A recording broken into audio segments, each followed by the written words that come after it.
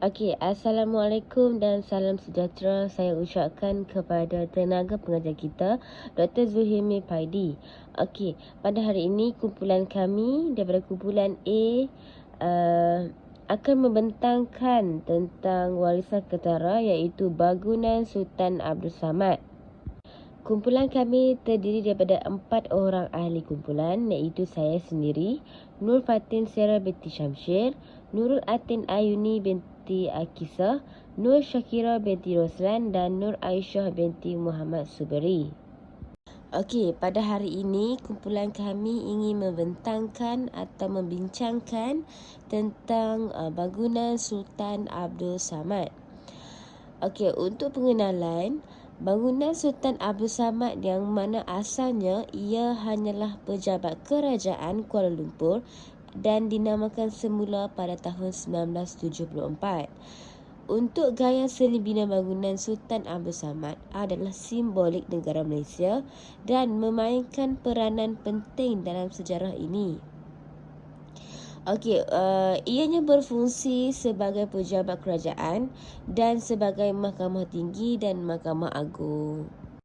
Seperti yang tertera di slide sejarah dan latar belakang, di antara bangunan lama yang terdapat di Kuala Lumpur dan merupakan bangunan warisan yang masih dilindungi keaslian reka bentuknya. Seterusnya, perletakan batu asas bagi bangunan ini hanya dibuat pada 6 Oktober 1894 oleh Sir Charles B.H. Mitchell. Seterusnya, nama bangunan ini diambil sempena nama Sultan Selangor yang memerintah pada ketika itu dan merupakan mercu tanda Kuala Lumpur yang gagah pada masa itu. Hal ini dapat mengatakan bangunan sejarah Abdul Samad itu adalah tapak yang strategik iaitu di tengah-tengah pada pusat bandar Kuala Lumpur. Untuk tempoh masa pembinaan ialah 2 tahun 7 bulan sahaja dan pada sekitar tahun 1978 pengubahsuaian bangunan telah dibuat dan siap sepenuhnya dalam tahun 1984. Baiklah, seterusnya kita masuk kepada struktur binaan. Untuk pelan bangunan Sultan Abdul Samad ini, ianya berbentuk ladam yang mana di tengah-tengahnya terdapat satu dataran ataupun laman segi empat yang dipagari oleh batas-batas pokok bunga dan memberikan pengudaraan kepada ruang lega di sebelah tampak dalam bangunan ini. Bahagian utama bangunan ini ialah anjung yang menghadap ke arah padang kelab di Raja Selangor.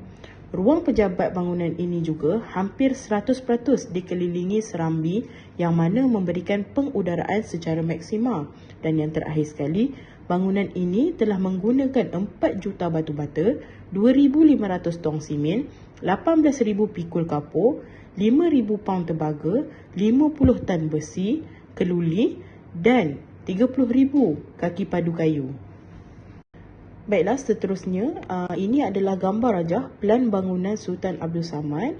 Ia mempunyai tingkat bawah, tingkat 1, tingkat 2 dan tingkat mezanin. Seterusnya, kita masih lagi dalam struktur binaan. Kali ini kita lihat pula pada tampak bangunan.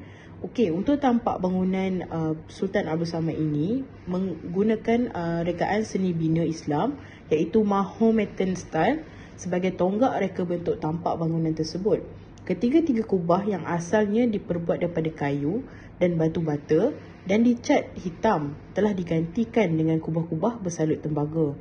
Kubah yang terletak di atas menara jam besar diapit oleh 2 kubah kecil dengan tangga pilin menurun. Kubah tengah agak luar biasa kerana ianya adalah perpaduan 2 ciri tradisional kubah dan kios. Dan yang terakhir sekali, tangga pilin di menara kecil menghala ke arah menara seolah-olah melambangkan keagungan bangunan ini. Baiklah, seterusnya kita lihat tampak bangunan Sultan Abdul Samad. Gambar yang pertama adalah tampak bangunan Sultan Abdul Samad di hadapan. Gambar yang kedua adalah di belakang. Gambar yang ketiga adalah di kiri. Dan yang terakhir sekali adalah bangunan Sultan Abdul Samad di sebelah kanan. Okey, seterusnya tujuan pembinaan bangunan Sultan Abdul Samad. Ianya adalah sebagai bukti kepada sesuatu peristiwa sejarah dan sesuatu era itu. Monumen lama dan bangunan lama sangat berfungsi untuk dijadikan bukti lebih-lebih lagi dari segi perkembangan sejarah negara.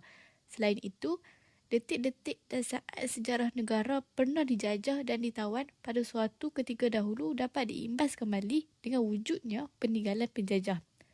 Selepas itu, tujuan utama bangunan Sultan Abdul Samad ini dibina ialah untuk mendirikan sebuah bangunan kerajaan sebagai pusat pentadbiran British di Selangor ketika itu. Seterusnya, ia memberi imej baru kepada Kuala Lumpur dengan menonjolkan imej seni bina Islam yang menarik. Tujuan pembinaan awal adalah sebagai bangunan kerajaan baru untuk menempatkan semua jabatan pentadbiran negeri-negeri Melayu bersekutu di bawah satu bangunan pentadbiran berpusat, iaitu menempatkan Sekretariat Kerajaan, Bilik Mesyuarat Majlis Negeri, pejabat pos, lembaga kebersihan, pejabat kehakiman dan lain-lain lagi. Okey, seterusnya, seni bina bangunan Sultan Abdul Samad yang bercirikan mur dan reka bentuk oleh Anthony C. Norman, iaitu seorang arkitek British dan dibantu oleh A.B. Hubbock yang pada ketika itu berkhidmat dengan Jabatan Kerja Raya di Kuala Lumpur. Pada mulanya, bangunan ini hanya menggunakan konsep Inggeris klasikal Renaissance, iaitu hasil reka bentuk asal yang dikemukakan oleh Anthony C. Norman. Namun, seni bina Islam telah diadaptasi sebagai tonggak reka bentuk bangunan tersebut menggantikan pelan asal A.C. Norman. Orang yang bertanggungjawab mengadaptasikan seni bina Islam ini adalah seorang arkitek muda, R.A.J. Bidwell. Perubahan ini berlaku kerana ketidakpuasan hati C.E. Spooner dengan reka bentuk yang dikemukakan dan ditampilkan oleh A.C. Norman. Reka bentuk pelannya sangat unik dan menarik dan merupakan antara bangunan yang masyhur pada ketika itu. Selain itu, bagi memberikan pengudaraan secara maksimum, ruang pejabat ini dipagari serambi terutama ketika itu tiada penghawa dingin pada zaman pemerintahan British itu. Seterusnya saya akan teruskan pada tajuk fungsi bangunan Sultan Abdul Samad. Okey, seperti semua dapat lihat, terdapat 6 fungsi yang telah saya senaraikan dalam slideshow kita. Okey, so saya akan pergi go through satu persatu. Okey, yang pertama sekali adalah bermula pada tahun 1893 sehinggalah 1998, terdapat pelbagai pejabat yang telah dibangunkan di dalam bangunan Sultan Abdul Samad. Antaranya adalah pejabat pos, pejabat tanah, pejabat jabatan galian, pejabat audit dan pembendaraan dan lain-lain lagi pejabat. Okey, kita pergi kepada fungsi yang kedua adalah fungsi lokasi sambutan Hari Kemerdekaan. Seperti yang semua sedia maklum, sejak tarikh 31 Ogos 1957 sehinggalah sekarang, bangunan Sultan Abdul Samad telah dijadikan tapak rasmi untuk sambutan Hari Kemerdekaan setiap ketiba kalinya 31 Ogos. Okey, hal ini adalah kerana mengapa lokasi tersebut telah dipilih untuk mengekalkan artifaknya, bangunannya untuk memperlihatkan kepada rakyat dan merasai serta mengekalkan rasa kemerdekaan dengan sambutan bersama terdapat pelbagai bangsa, agama, kaum dan pelbagai lapisan umur. Okey, seterusnya kita pergi kepada fungsi yang ketiga adalah tapak warisan kebangsaan. Okey, Jabatan Warisan Kebudayaan telah mewartakan bangunan Sultan Abdul Samad sebagai warisan kebangsaan dalam kategori tapak warisan pada tahun 2007. Okey, seterusnya kita pergi kepada fungsi yang keempat yang mana kegunaan masa kini lah. Okey, seperti yang semua sedia maklum, bangunan Sultan Abdul Samad pada masa kini telah dijadikan dua pejabat, iaitu Mahkamah Tinggi Malaysia dan juga Mahkamah Tinggi Kuala Lumpur. Okey, seterusnya kita akan pergi kepada fungsi yang kelima, iaitu lokasi acara penting. Okey, lokasi acara program ataupun acara khusus yang akan dijalankan akan dibuat di bangunan Sultan Abdul Samad lah. Hal ini adalah kerana bagi memperlihatkan struktur bangunan, pengekalan artifak seni bina sejarah di Malaysia. Okey, antara acara-acara khusus yang telah dilakukan di bangunan Sultan Abdul Samad adalah seperti perasmian Leteri Langkawi, sambutan Hari Kemerdekaan, pelbagai acara dan program yang penting dan juga lokasi pengembaraan perniagaan bagi penerbit tempatan, Hollywood dan juga Bollywood. Okey, seterusnya kita pergi kepada fungsi yang terakhir adalah lokasi kunjungan pelancong. Seperti semua sedia maklum, bangunan Sultan Abdul Samad telah dikunjungi oleh pelbagai pelancong sama ada dalam maupun luar negara untuk melihat sendiri struktur seni bina, tinggalan artifak yang indah di Kuala Lumpur tersebut.